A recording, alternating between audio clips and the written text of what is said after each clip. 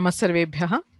Welcome back to the course Fundamentals of Asiddhatva in Paninian Grammar, presented by Vyoma Samskrita Pathashala.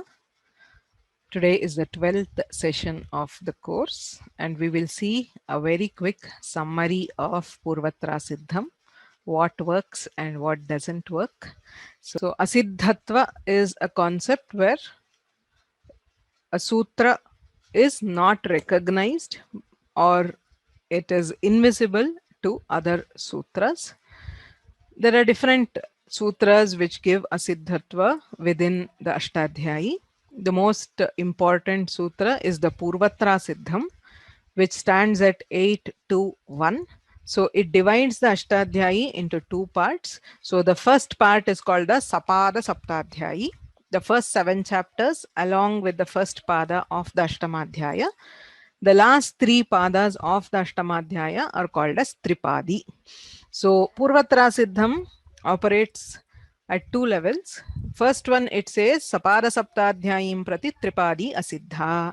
So for any sutra in the Sapada Saptadhyayi, the entire Tripadi is Asiddha. It is also an Adhikara Sutra which repeats at every step of the Tripadi. So wherever you go in Tripadi, it will say Purvatra Asiddham, Purvatra Asiddham. Therefore, Tripadyamapi Purvam Prati Param Shastram Asiddham Syat. Even within the Tripadi, any sutra will not know sutras which follow.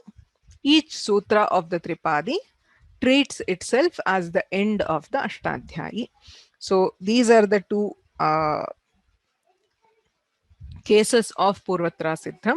So for Sapada Saptadhyayim Prati Tripadya Siddha, we saw the example of Lopa Shakalyasya, where the Yakara or Vakara Lopa is Asiddha to the sutras in the Sapada Saptadhyayi, and therefore Ach Sandhi does not happen in cases like, say, Arjuna Uvacha or Ta Eva, Te Eva becoming Ta Eva. Swarasandhis do not happen. For Tripadyam Purvam Prati Param Shastram Asiddham Syat, we saw many examples like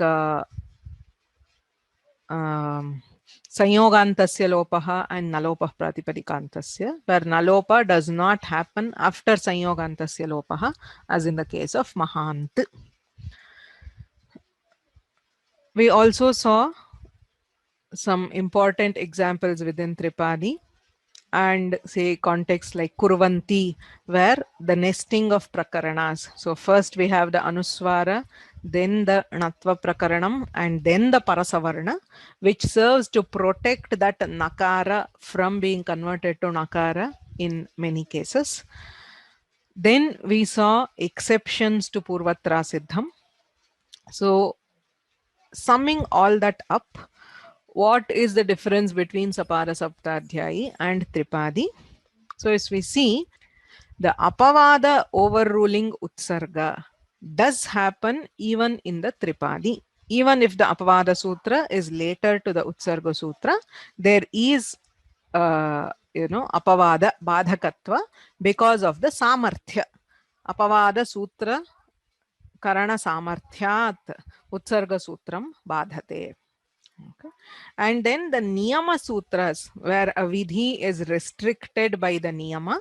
So this also operates even within the Tripadi. Otherwise, again, a Niyama Sutra would be pointless because always only the Vidhi would operate. So all these contexts are common whether we are operating in the Sapada Saptadhyayi or in the Tripadi. But when we come to Vipratishedhe Parankaryam, as we saw, if both the sutras are in the Sapada Saptadhyayi, Vipratishedha does operate and the Parasutra takes precedence. However, Vipratishedha does not operate in Tripadi because Abhavad Uttarasya, if it is between one Sapada Saptadhyayi Sutra and one Tripadi Sutra, the Tripadi Sutra is not recognized and the Sapada Saptadhyayi Sutra itself will operate. Because the Tripadi Sutra is non-existent, Vipratishedha will not happen.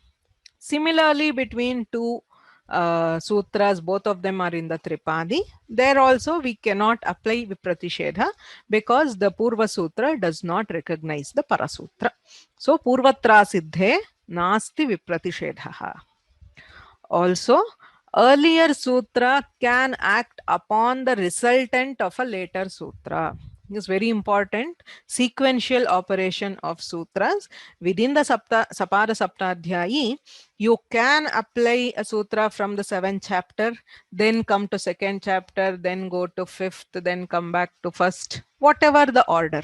So you can apply an earlier sutra after a later sutra, but in the context of Tripadi, you cannot come back. Once you apply a later sutra in the Tripadi, you cannot come back and do further operations using an earlier sutra.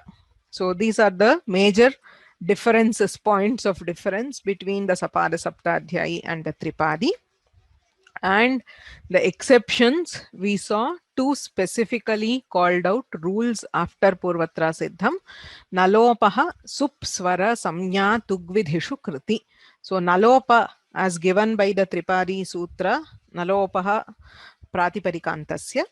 So that Nalopa is asiddha only to these four contexts: Subvidhi, Swaravidhi, Samyavidhi, and Kriti Tugvidhi. It is not asiddha for other kinds of operations. Then we also saw na mune, where we said mutva is not asiddha. Nabhave kartavye kritecha mutvam na asiddham. So which is used in the derivation of amuna. We also saw the concept of ashrayat siddhatvam, where if an operation, a sutra in the Sapada Saptadhyayi is directly dependent exclusively on a product of the Tripadi, as in the case of, say, Atoro, Rapluta, Raplute, and Hashicha, they depend on Ru. Ru is generated only in the Tripadi. So it is an ashraya. So in such a context, Ru overrides asiddhatva and happens to be siddha for that particular sutra. So that is called ashrayat siddhatvam.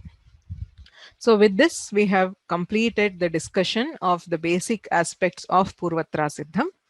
Purvatra Siddham is an amazing creation of Panini. The more and more we study the various sutras of the Tripadi, we understand how brilliantly Panini has arranged them in that particular order. So at a time when we don't even know if he had pen and paper, like forget computers and Excel sheets and programs.